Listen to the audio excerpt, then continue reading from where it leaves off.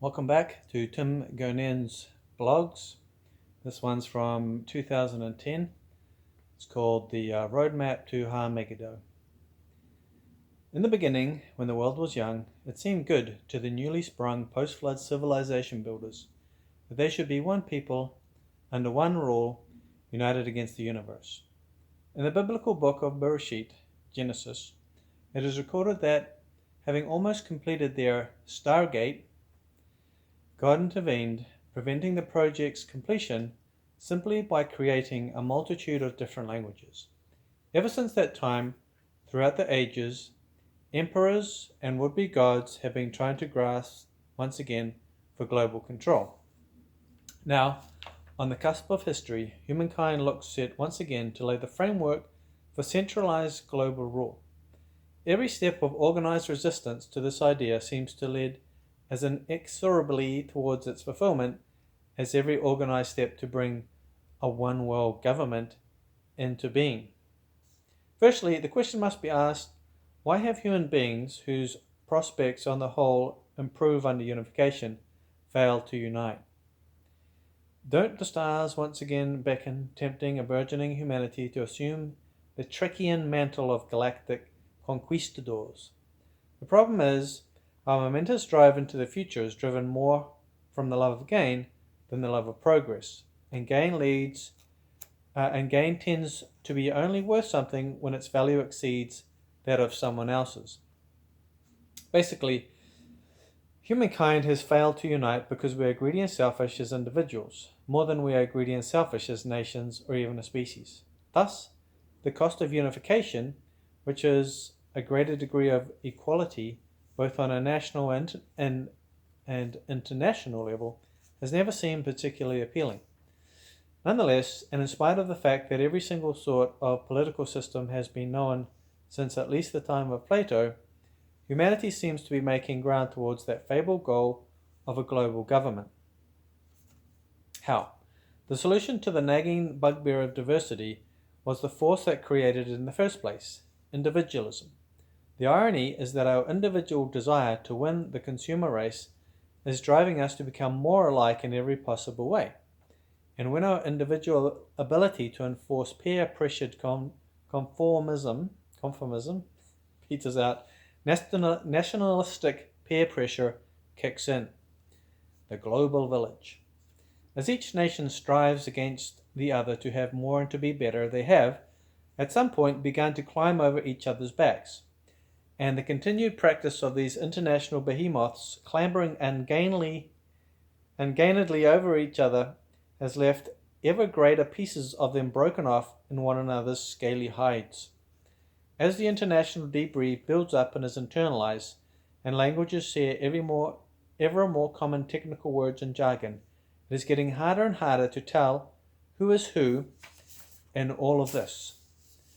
There are, of course, sharp perceptual divides, but a closer inspection of infrastructure reveals a startling common denominator, namely multinational corporations.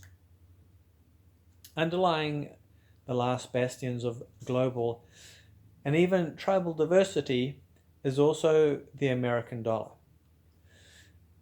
And the euro, built to combat and control globalization, like a crumbling Roman road, is beginning to look more like a vacuous pathway to its fulfillment.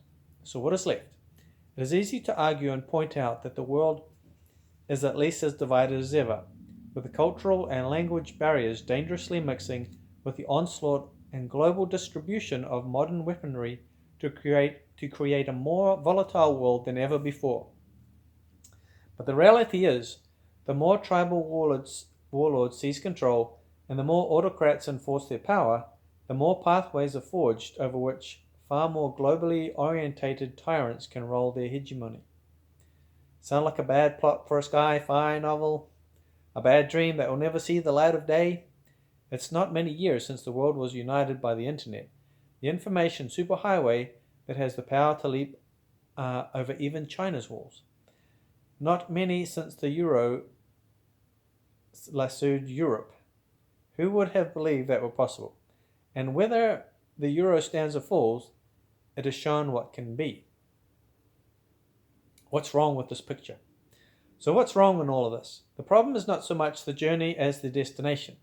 If the world unites globally with a single currency, a single dominant culture, and a single dominant language, then money will have achieved what all the great conquerors of history have failed to do. And money will conquer, simply because once a nation accepts the use and function of its own currency, it is a matter of inevitable necessity that it will accept the use and function of an international currency. In fact, even if a brand new currency were created by agreement for use between nations, having in itself no allegiance to any one nation, the lack of allegiance to the dictates of that currency by any single trading nation, and all nations are trading nations, would spell the financial doom of the defaulting nation, even if it were the key financial powerhouse. This is the power of the many. Democracy is the most powerful political technology on the planet. But historically, democracies are short-lived. But America is yet young. No other nation has had the opportunity to grow its democracy like America has.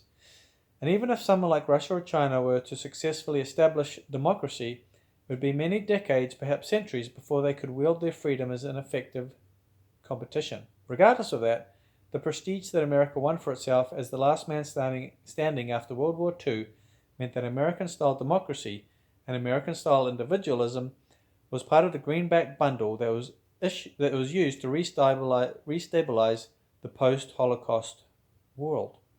So when other nations co-opt to form bulwarks against the American-led globalization, like the European Union, they still end up looking like a dysfunctional copy of the United States.